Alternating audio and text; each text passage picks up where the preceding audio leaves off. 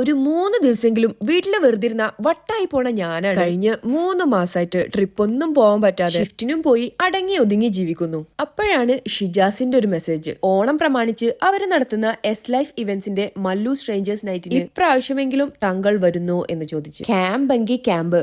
ഞാനിതാ night duty കഴിഞ്ഞ് റെഡിയായി 2 ദിവസത്തേക്കുള്ള ഡ്രസ്സും പാക്ക് ചെയ്ത് വാതിലും പൂട്ടി ഇറങ്ങിയിട്ടുണ്ട്.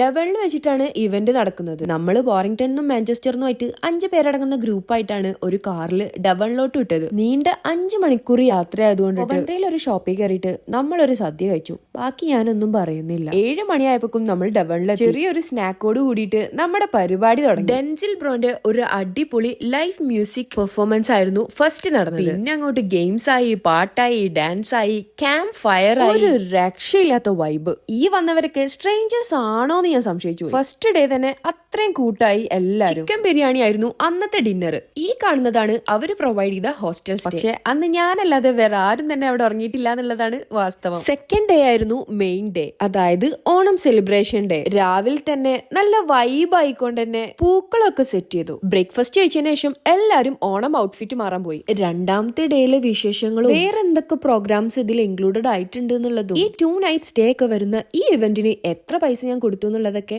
നെക്സ്റ്റ് വീഡിയോയിൽ പറയാവേ.